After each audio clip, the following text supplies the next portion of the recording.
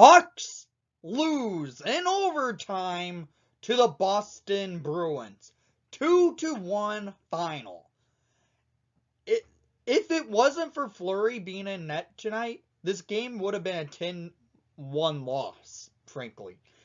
The Hawks were horrendous tonight, but without Fleury, this game, the Hawks would not have been tied at all for. They were horrendous in their offensive zone and horrendous when getting in the defensive zone. It was Marc-Andre Fleury's game tonight for your Chicago Blackhawks. He was playing on his head tonight, and unfortunately, the Hawks lose it in overtime. This sucks. It really sucks. The Hawks tonight were back to what they were earlier this year. Just playing where Fleury has to win us a game. It was that type of game. Fleury was on his head, and the Hawks just couldn't do anything to win him the game tonight. Yeah, they tied the game up, but they couldn't get any momentum in the O zone at all from the start of the game. The Hawks were just flat out horrendous in their offensive zone. Why am I saying that? Well, let's look at the shots on net, because this is a disgrace. You should not be letting a team have nearly 50 shots on net. Yeah, it wasn't a total of 50 shots, but it was damn near 50. Fleury tonight faced 48 shots on net, and the Hawks only 20. So let's look at the shots per period. 14-4 in favor for the Bruins in the first period. 21-7 in favor for the Bruins in the second period.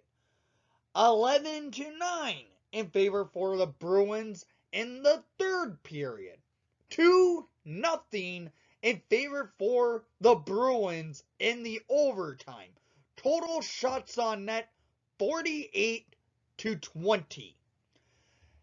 The Hawks had possession of the puck after winning the faceoff in overtime, and they didn't decide to go into the O zone much and just shoot it on mark.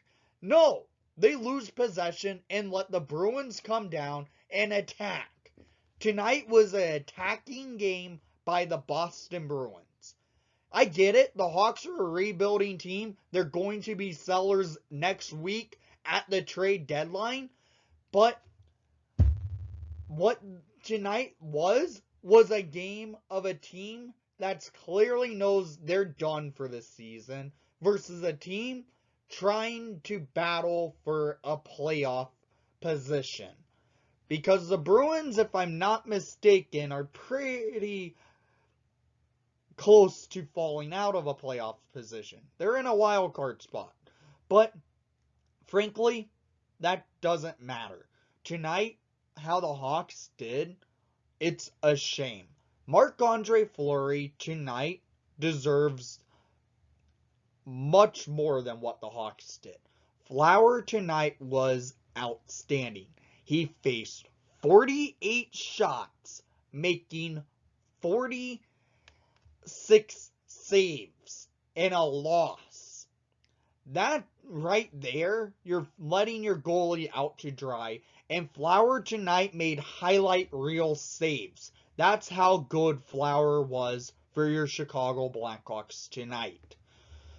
So let's get to the goals of the game, shall we? In the first period, there were no goals in the game. Same with the second period. Flower was the main reason this game stayed that way, because the Bruins had multiple chances, rifling it off of Fleury, getting opportunities off power plays, and the Flower stood strong. The Hawks were able to contain the Bruins because Marc-Andre Fleury was the main reason the Hawks were able to contain the Bruins to not scoring a goal.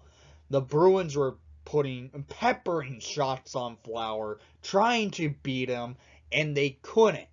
That was the same story for the second period. The Hawks at least got some offensive zone time in the second period, but not enough to actually put pressure on Linus Ullmark.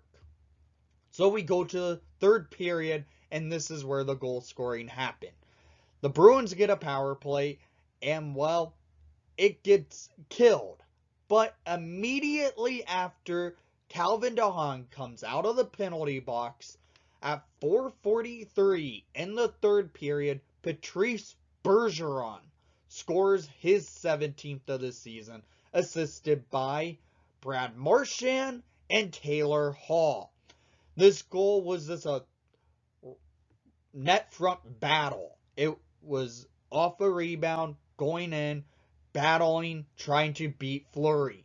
And while Bergeron gets the puck, and he gets it over Fleury, and the Bruins have finally found the back in the net against Marc-Andre Fleury, who was at that point having a 36 save shutout at that point.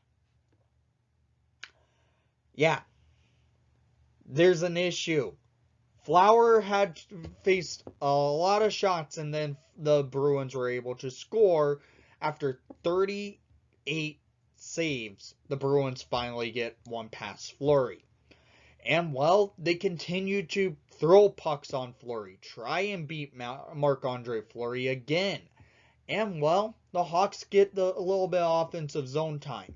At 9:36 in the third period, scored by number 38, Brandon Hagel. His 21st of the season. This was a tip-in off a shot from number 82, Caleb Jones. And number 6, Jake McCabe. The Hawks had a low of offensive zone pressure, and, well, they moved the puck well.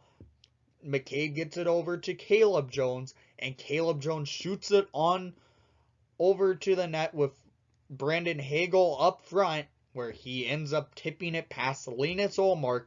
And the Hawks, after this, have a little bit of swagger going. They were moving the puck well, getting opportunities, but couldn't find the back of the net again on Ullmark.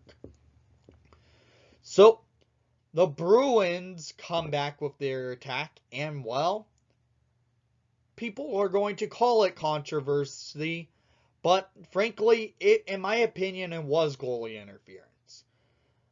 Smith of the Bruins did collide with the right pad of Fleury when Riley Stillman was going down, and he ended up sliding into Fleury, yes. But Smith also went into Fleury's right pad. It dropped Fleury, leading to goalie interference on a goal for the Bruins, and the refs called it no goal. Good call by the refs. But the Bruins called challenge on that for goal, saying that was not goalie interference. Well, the refs looked at it again, and they determined no goal. So Hawks get a power play. And frankly, this was the best looking power play the Hawks had all night. They were moving the puck well, getting a couple opportunities off. The DeBrincat, Kane, and Strome were moving it and trying to get it past Ullmark. They couldn't, and, well, the Bruins killed it. The Bruins came back and had a couple opportunities to beat Fleury again, and Fleury said no. And we have to have an overtime.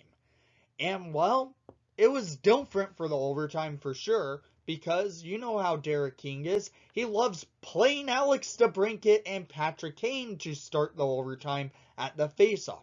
Well, he didn't. He went with Jonathan Toews, Brandon Hagel, and Steph Jones. That's right there, in my opinion, is the right call. You go with the center, and you go with the offensive player.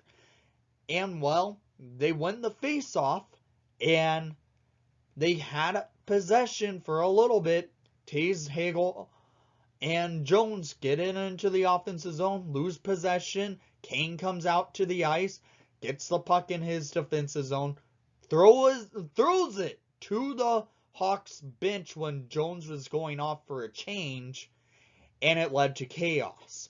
The Bruins come back with the puck, take it down the ice, and well, at 1:40 in the overtime, Matt Grzelcyk scores his third of the season, assisted by Taylor Hall and David Pastrnak in overtime to win the game for the Boston Bruins. Fleury tonight was the reason why the Hawks were in this game, and they get a point in the standings. But it's a rough loss for the Hawks. It was a rough loss for Fleury. He was outstanding tonight, and the Hawks, frankly, were just letting him out to dry, and Fleury was having none of it. And he played outstanding for your Chicago Blackhawks. I really hope he stays at the deadline, but who knows. So, down in the comments down below, I want to hear what your thoughts were on tonight's game, because frankly, it was a horrible effort defensively and offensively, but it was a stellar performance in net. You cannot take that away. It was a stellar performance in net for your Chicago Blackhawks, even though they lose this game. So, thank you for watching the broadcast. Please leave a like and subscribe if you haven't done so already. And most of all, please, Fleury, don't get traded, and let's go Hawks.